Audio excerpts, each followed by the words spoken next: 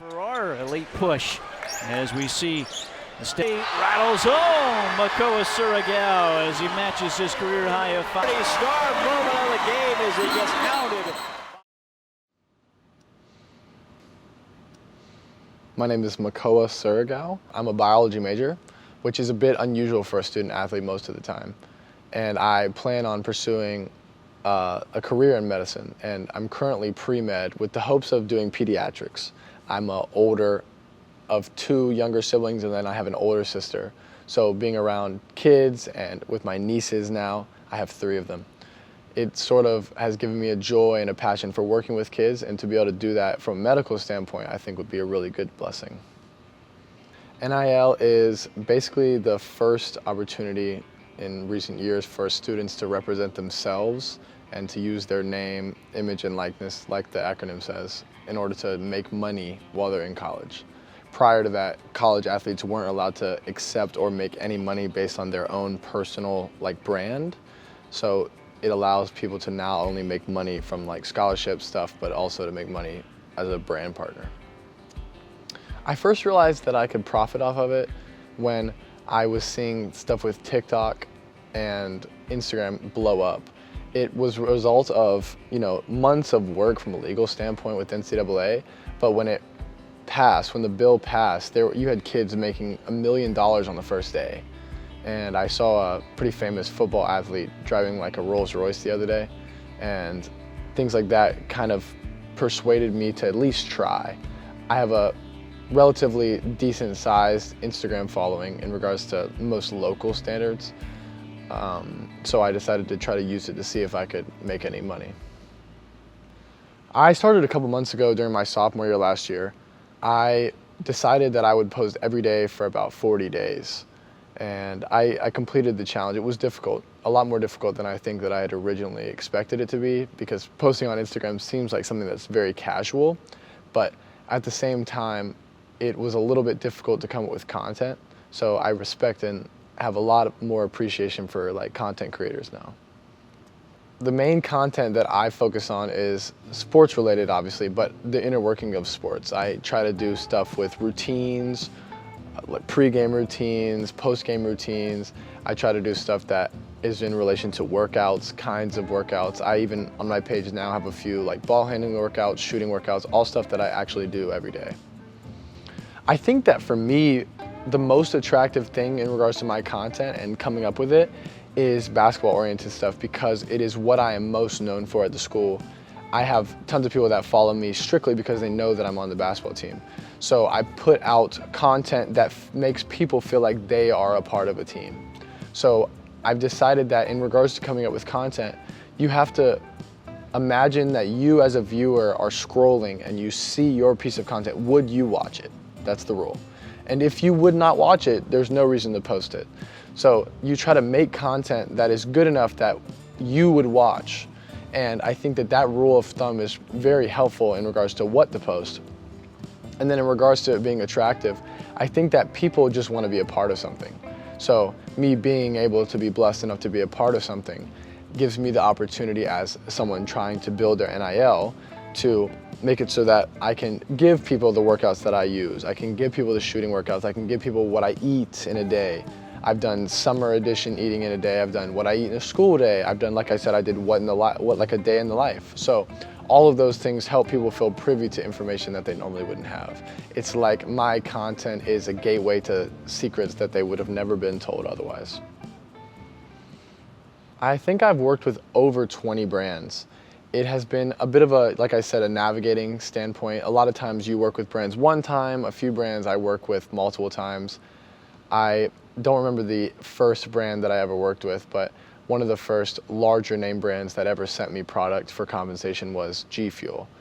A lot of times the deals can be both product or compensation or both, depending on the deal.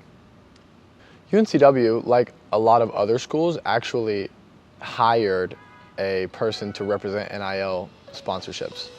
And that allows you to have a bit of a resource through the influencer site to allow you to do it through UNCW. A lot of times it's off to the side, in which it allows us to disclose what's going on outside of UNCW. I did also forget, we do have a Seahawk Collective, which is technically a separate entity, but it's ran by UNCW alum to try to help bring money to people on the team. It's super important. It's kind of a new ground, so a lot of the time I feel like the rules are a little bit leeway. There's not a ton of like for sure standard rules with it now. And that being the case, it allows for people to have the opportunity that wouldn't normally have the opportunity to make money. And I think that in today's day and age, it's really important with recruiting actually, as it's sort of like a baseline that has to be there for a student athlete to want to come to your school. There was a period of time, I believe, where it was technically against NCAA regulation for a college coach to purchase water bottles from the store for their student athletes because they considered it to be compensation. The school system originally had this idea, and the NCAA had this idea that students and student athletes had to be fully equal. The problem is, what is asked of them is not equal at all. So NIL allowed for them to fill the gap a little bit with the disparity between students and student athletes. I think that if you want to put yourself out there for NIL and you want to reach out to brands, I think that the biggest thing is one, what you put out on social media, your reputation, and I think that there are tons of tools to help you. You just have to do a little research into how to best use them. We have things like Influencer here at UNCW. I know I use multiple other platforms. There are even things that allow you to make money using products that you already use normally. And this, along with the platform that you're given as a student athlete, gives us a bit of a step up on the competition from other influencers and creators because we're given a platform and we have people that already follow us for one avenue of our life that we can introduce to other avenues in our life.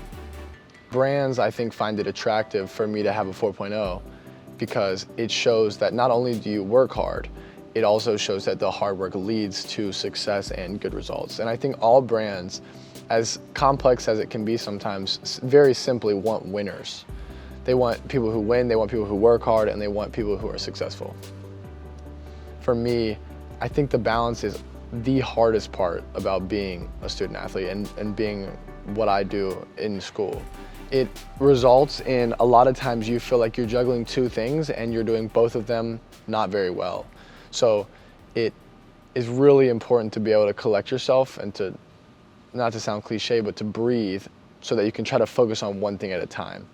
I have taken countless exams on the road. I've taken exams in hotel rooms in New York and Philadelphia. I've done projects on the bus, so I've done Alex, I've done Pearson work, I've done all of it while traveling in airports. All of it is pretty rigorous, but you just have to sort of stay on top of it. And my biggest advice to anybody who wants to be an athlete is to not take it lightly, because if you can get ahead of it at the early part of the year, you're a lot of times going to be doing a lot better towards the end than if you put it off at the beginning of the year.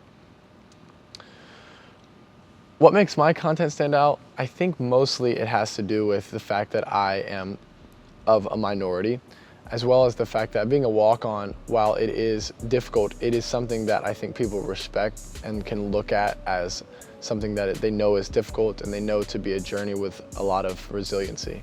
And I think that I'm pretty transparent in my content, as well as I really try to be informative. I don't try to do it just for the views. I try to actually provide something to the viewer.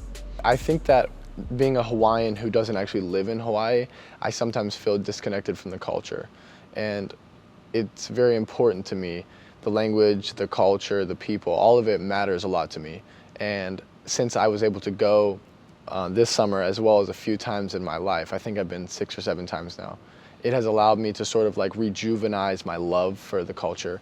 And I think that it's a great place. I am very blessed to have a lot of family there, which is one of the main reasons that I'm ever able to go. Because Hawaii is expensive.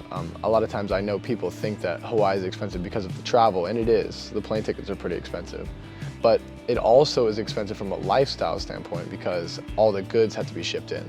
So that means that everything is upcharged a pretty decent amount in the stores. My family is originally from the Big Island, which is also called Hawaii. And so we were originally from the Big Island, and my grandfather became he went into the military, and that resulted in him meeting my grandmother here in North Carolina. So, for example, with Hawaiian culture, a lot of times it's very important to a lot of the more like new-aged people in regards to like culture, because when Hawaii was invaded and taken over the first time, it was, one, illegal, but two, it was taken over so drastically that over 80% of Hawaiians died. I think it was like 60% from disease and 10 to 20% from the rest of just the war and the conflict. And Hawaii had always been a warring tribe, but the diseases really messed it up. And in Hawaii, they always had a bunch of different chiefs, and the first chief actually being my great, a long time down the line, grandfather actually lost to Kamehameha, which was the first chief, in a battle for unity. And so I think things like that are super important in Hawaiian culture. And for my family specifically, like I said, I have tons of family, but my middle name, actually, which I didn't state at the beginning because people really struggle to pronounce it, is Keali'i. And in Hawaii, Ali'i, which is my middle name without the K, stands for royalty and high chief. And so that being the case, the K means the high chief of chiefs. So my middle name, Keali'i, is shared with me down the line for almost all of the male Hawaiian members in my family. So it's my grandfather, my great uncle, my uncle, all of my cousins on that side of the family, my father. So things like that I think are really important in sharing Hawaiian culture. And I think that a lot of times it's because it's such a beautiful place to go and so many people are there, I think that the tragedy that is Hawaii's history is not really talked about enough. And so I really try to represent that as best I can. It's one of the first things in my Instagram bio. And I try to live that out and the spirit of the Hawaiian culture in all that I do. In Hawaiian culture, it's very important to, one, be very family oriented, and I try my very best to like represent that. So as a student athlete with school and basketball and all the things of life, I really do try to prioritize loving my family and loving the people around me. And I think also in Hawaiian culture, it is a lot of times about respecting like your ancestors and the people that came before you in the things that you do. And I really do try to represent that. And as well as the fact that when I'm actually in Hawaii, I can produce content that not only promotes the areas that I'm in to help with trying to gain respect, because a lot of times the biggest problem in Hawaii actually is there's too many tourists with no respect for the land. So it's actually a big fight in Hawaii at the moment with the number of tourists that just sort of destroy ancestral burial grounds, all kinds of terrible stuff. And that being the case, it is something that I try to promote respect for and not just promote as a tourist. So I try to make sure that people understand that, hey, this place is beautiful, but make sure to respect it. I originally actually didn't even plan on coming to UNCW. I applied here because it was free, actually, through College Foundation of North Carolina. And that free application ended up being where I went to school. And originally I went here because coronavirus was so rampant at the time in regards to the media and the public spectacle that you didn't really know how life was going to work after COVID was over or if it would ever be over. So I decided to go close to home. And my freshman year was pretty riddled with, you know, you have to wear a mask and you have to get tested and all these things that sort of felt like a different world. But it slowly came back into its own, and I've really enjoyed my time here. I'm a junior currently, and I have truly enjoyed all 3 years. I've had great memories. I've made great memories with basketball. I've even made great memories in school, and I've made lots of friends that I will have for the rest of my life.